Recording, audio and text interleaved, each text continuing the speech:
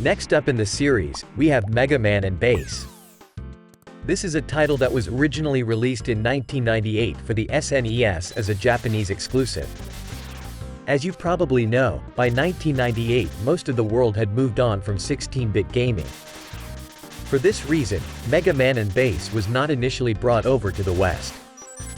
Eventually, in 2003, a port of the game was released for the Game Boy Advance here in the US. Now, I should state up front that I feel the original SNES version of this title is probably the better of the two. But it is unlikely that we'll ever get an official digital release of this version here in the US. So, for the foreseeable future, the GBA release will have to do. It is also the version I played through for this review.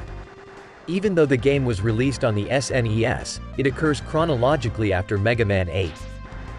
In this game, the Freak of the Week is a new robot named King. King steals a bunch of plans from the Robot Museum with the intention transforming the world into a robot utopia free of human control. Naturally, Mega Man steps up to ward off this threat. Optionally, the player can also choose to play as Bass. In this scenario, Bass decides to defeat King as a way to prove he is more powerful than Mega Man. The graphics and sound in this game are wonderful. Many of the animations and sprite art actually seem to come straight out of Mega Man 7. The Game Boy Advance proves to be the perfect medium for this game since the smaller screen size makes the dated 16-bit visuals appear sharper and more colorful.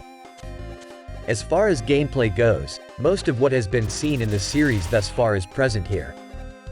Of course, the big draw to this game is the ability to play the entire scenario as the character of Bass. Bass and Mega Man are similar in many ways, but there are also some very important differences.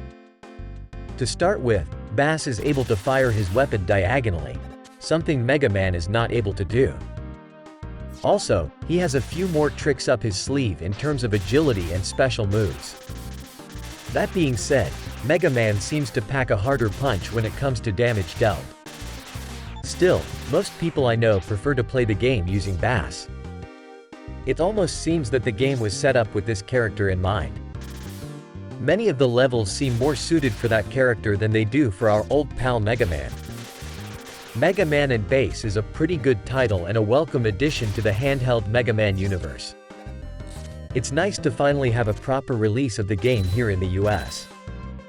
Being able to experience a Mega Man game as someone other than Mega Man is lots of fun. But as I said, the difficulty level is pretty intense, so be warned going in.